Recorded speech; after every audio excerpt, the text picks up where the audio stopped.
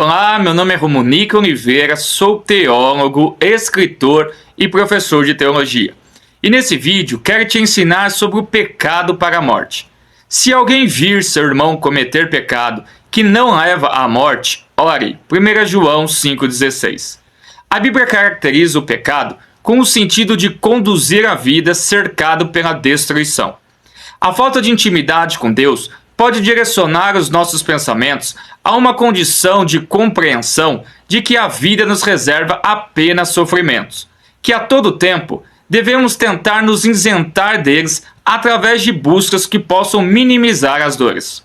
Não levar o pecado em conta é culpar a Deus de tornar a vida dolorosa, como se não houvesse outra forma possível para se viver.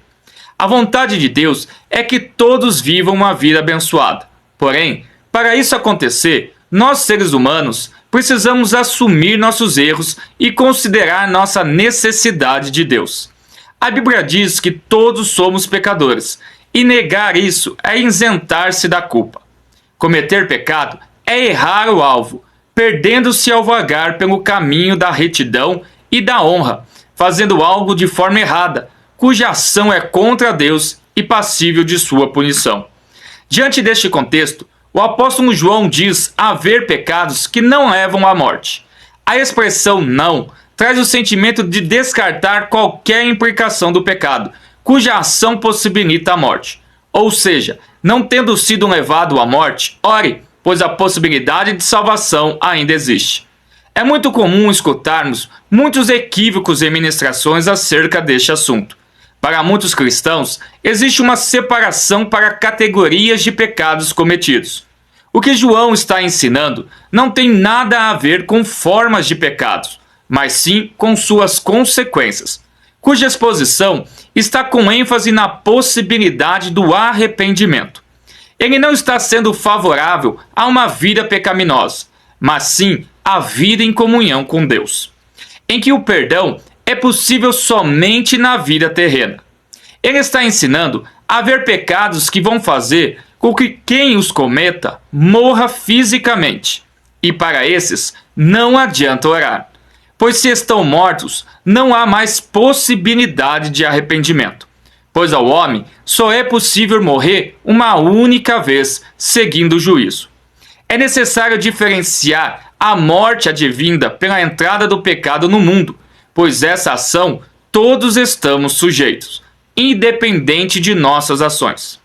Um cristão fiel a Deus está sujeito à morte.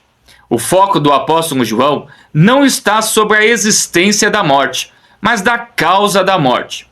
Ele ensina a haver pecados que traz a morte.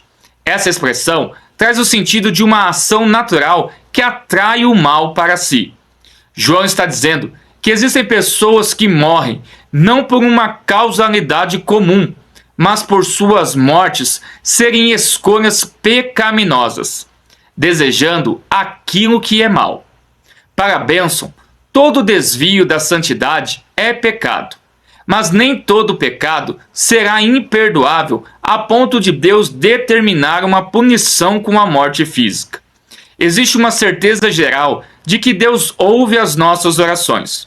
O apóstolo João volta-se para um caso particular, em que pode ser benevolente e empregado para resgatar o pecador.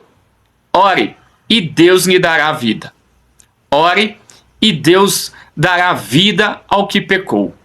Refiro-me àquele cujo pecado não leva à morte. 1 João 5,16. A palavra usada por João sobre a morte traz o sentido de morrer espiritualmente antes de experimentar a morte física.